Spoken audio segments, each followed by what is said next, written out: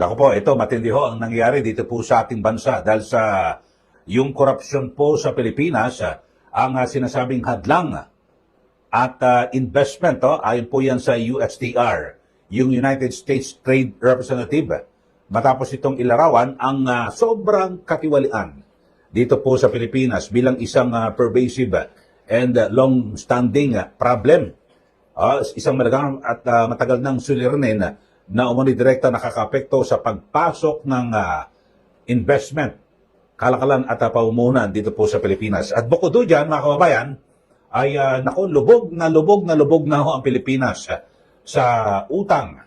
Ang pinakamatindi ho rito, mga kababayan, yung pinakahuli na report ay ang national government ay nalubog na po sa 18.16 pesos trillion.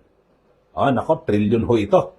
As of yung end of February 2026. Yan po ay mismo sa Bureau of Treasury. So yung dalawang yan, mga kababayan, ang ating pag-uusapan dito po sa ating episode dahil sa napaka-importante at hindi po ito dapat na baliwalain para malaman po ng ating mga kababayan at talagang ito mismo mamaya iparirinig ko ho sa inyo at inyong pong mapapanood.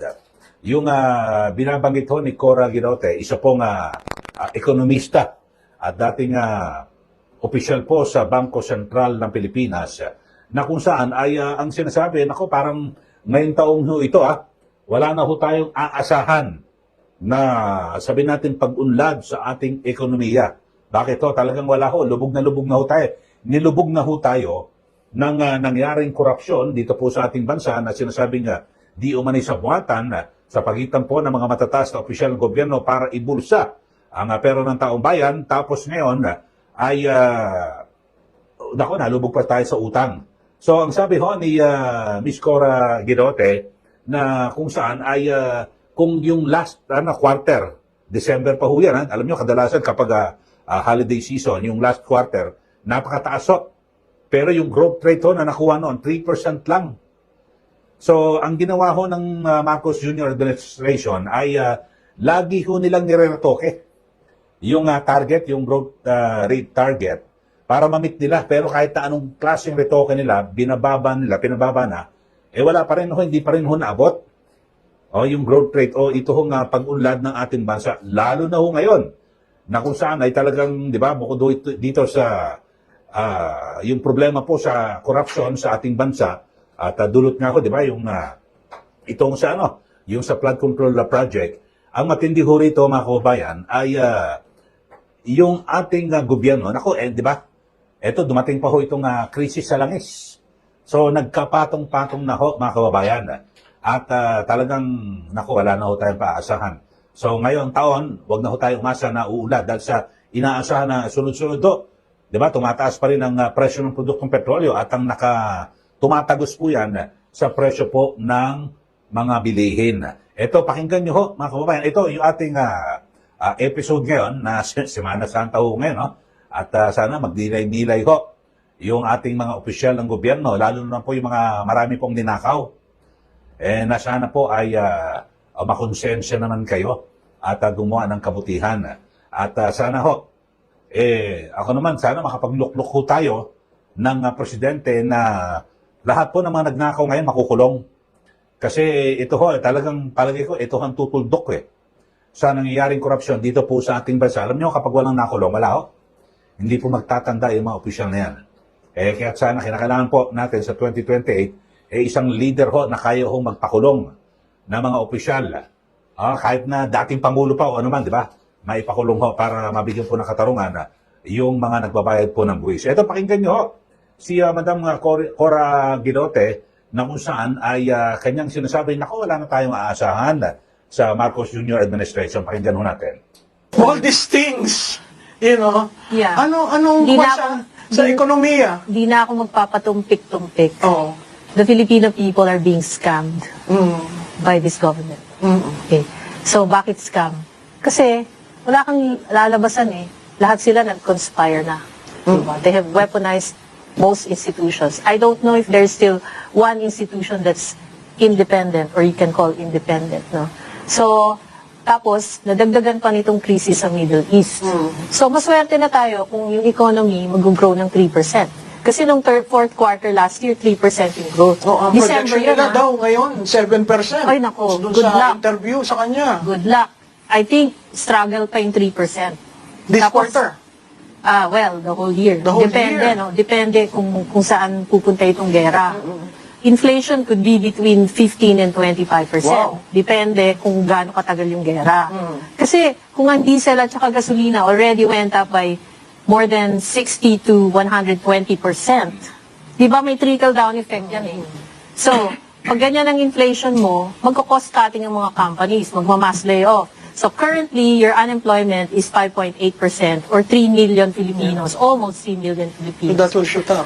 Pwedeng mag 5 million yun, pwedeng mag 6 million. Kasi nga may mga fresh graduates ka pa, may mga OFWs na umuwi. Walang trabaho Walang mahanap yeah, yun, yeah. di ba? Kung may repatriation plan sila, magbibigay sila ng trabaho. Ngayon, wala, di ba? So, saan pupunta itong mga taong to?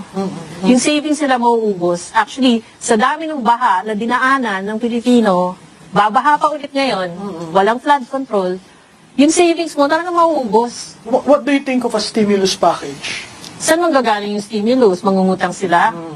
Kasi budget deficit pa tayo. Laki-laki pa ng deficit eh. Mangungutang sila. Yung uutangin nila, gagamitin ba talaga sa tama yon? So Kasi nandun nga- pa rin yung trust. Yes. That's why The the issue of trust, trust. that's why the net trust rating of the president is -9. Diba?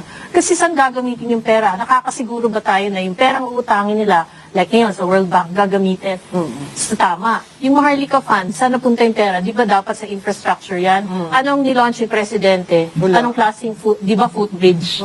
Oh, so, So give me a positive ring on wala. wala kang makitang positive. Wala.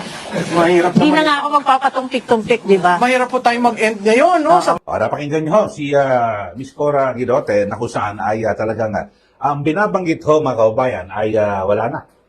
Talagang dapa na ho tayo ngayon. At ang pinakamaganda ho talaga sana yung gobyerno talagang bilisan. Bilisan ho yung pagkilos at para, di ba, makahabol ho rito sa patuloy na pagbagsak ng ating ekonomiya at yung kabuhayan ng mga Pilipino. So sa ngayon ay idudugtong ko ho dyan, mga kababayan, ito importante ho ito, yung naging report ng United States Trade Representative o USTR na kung saan ay ito sa kanilang 2026 National Trade Estimate o NTE report noong March 31, binigyan diin ng USTR na ang problema ng korupsyon dito po sa ating bansa ay hindi lamang nakapaloob sa iilang ahensya, kundi umiiral na sa iba't ibang antas ng pamahalaan, maging sa lokal. So from local to national level, talaga naman totoo ito mga kababayan Ito talagang ako paniniwalaan ko itong report ng National Trade Estimate o NTE. Kasi ayon mismo sa kanila, halimbawa sa National Local Government Agencies, at talagang marami ho sinasabing matindi ho ang korupsyon sa iba't ibang ahensya ng ating gobyerno, di ba? Kasi yung mga dati ho, talaga yung mga normal, di ba? Mga tradisyonal na talagang nasusangkot sa katiwalian, yung Bureau of Customs, yung BIR, di ba? Yung DPWH. Mga kababayan, ngayon, pinakamatindi, di ba? Yung nangyari sa Manny Obrahan dito po sa flood control project. Di po ba? So, yun ho. At talagang matindi ho, no? Yung corruption na dapat ho ay na masugpo. Kaya lang, paano ho masusugpo yung korupsyon dito po sa ating bansa kung inaakusahan mismo yung nangunguna yung ating leader ng ating bansa, yung mga opisyal ng gobyerno, yun po ang inaakusahan na sangkot sa katiwalian dito po sa ating bansa, di ba? Kasi may mga aligasyon mula katulad ng binabagito ng 18 ex-Marines, di ba? Talagang matindi ho yung kanilang yung kanilang mga pahayag at aligasyon laban po at isinasangkot sinasabi di umano ay nagli-deliver sila ng mali-maletang pera dito ho kay Pangulong Marcos Jr. sa kanyang bahay at din sa kanyang anak na si Congressman Sandro Marcos. At bukod ho dyan ay yung iba pang mga opisyal ng ating pamahalaan. So napakatindi ho mga kababayan, di ba? Yung korupsyon. At talagang, wala ho. Ang masaklap po rito, di ngayon, meron pong krisis sa langis. Di ba? Pero, utang tayo ng utang. Utang ng utang ng Pilipinas. Ang matindi ho rito, yung ating iniutang, syempre, hindi natin alam kung talagang ito po ay mapupunta sa tama. Di po ba? Talaga namang, di ba, sa mga nakaraan, yung sa flood control lang po, mga kababayan, di ba, may mga inutang din na at yung iba naman na pondo, talagang ito po ay para po sa proyektong pang-infrastruktura. Pero, ano nangyari? Naging multo po yung mga naging multo ang mga proyekto o guni-guni. Di po ba? Napakatindi ho. So, yun ho. At base nga sa report at i-detalye ko lang ho sa inyo itong 18.16 trillion pesos na utang natin at as of February 2026. Sabi po ito ng Bureau of Treasury at nilabas po yan noong April 1 ho yung data ho at kung saan ay ito hong yung utang natin ay tumaso ng 0.14% or 25.74 billion pesos kumpara sa 18.13 trillion na naiulat noong January. So, noong January ho mga kababayan ay so mas mataas pa.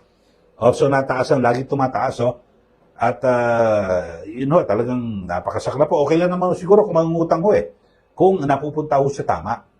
'Di ba ang iniutang. At sa ngayon ay sabi po ng gobyerno ay patuloy yung kanilang ginagawang pag-utang dito. Meron din ho, yung ayon po sa pressure data, lumilitaw na yung domestic debt natin ay tumaas po ng 164.39 billion pesos or 1.25%. Na kung saan ay sumampa sa 12.48 trillion pesos noong February. At yun ho, so talagang napakarami, lubog na ho sa utang ang Pilipinas. Paano ho tayo? Kaya pa ba nating umahon dito ho sa mga pag-utang na ito, mga kababayan? Kaya nga ito, may binabang ito si si Congressman Barsaga. Si Congressman Kiko Barsaga. Ang sabi niya, diretsa kine-question niya, ang sinasabi niya, talagang bakit patuloy ang pag-asa sa pangungutang bilang solusyon sa mga problema ng pamahalaan. So, ang binabanggit ho nitong si Kiko Barsaga, Congressman, bakit parang konting kibot, nakadepende tayo sa pag-utang? 18.2 trillion pesos, highest debt in the history of the Philippines. Utang na lang talaga ang solusyon pag walang maisip na plano.